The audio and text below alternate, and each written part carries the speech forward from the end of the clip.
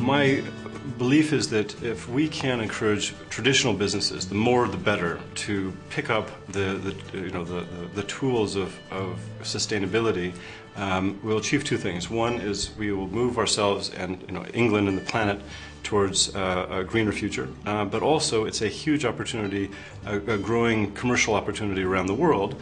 And if the UK or any part of the world wants to be competitive, finding ways to reduce energy consumption, of being more efficient on the natural resources they're using, and pioneering new technologies is certainly going to give them a huge upside. And looking at the rest of the world, particularly China, of all places, they are in some ways going greener faster than Europe.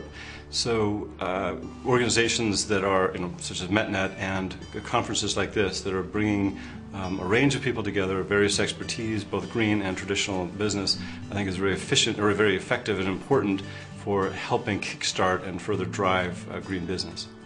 For 100 business people to set up meetings between each other, the amount of time it would take, even for one person to go meet 100 people, it's effectively 100 days. You just simply don't have that. But to come once a year or once a quarter and have all of the people that you need to be meeting all around you, you can have 5-minute, 10-minute, 20-minute discussions, figure out where there's potential commonalities, is an invaluable opportunity. I find conferences the most lucrative use of my time. What would actually give the Marshes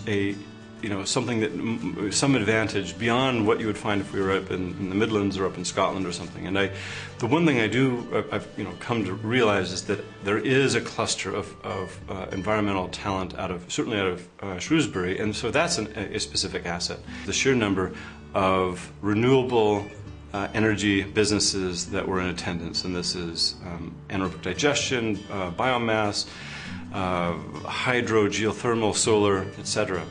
And the potential is, what all of these companies are looking at is how do we get off the grid, or how do we get off of relying on coal or fossil fuels to heat our homes.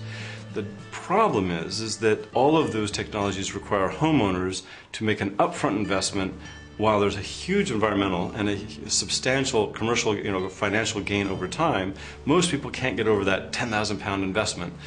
What I believe is an opportunity for organizations like MetNet and for that particular industry is to put their heads together and say, while we may be fighting amongst each other to get somebody to go for wind turbine versus solar panels, actually our bigger challenge is to find ways of getting the mass of the market to move into these renewables. And I believe there's a big missed opportunity that could come out of the consolidation of knocking heads together around improving the marketing positioning and awareness positioning to get homeowners to realize how it can be done, and especially with the changes in the feed-in tariff pricing, I think that type of collaboration is going to be more important than ever before.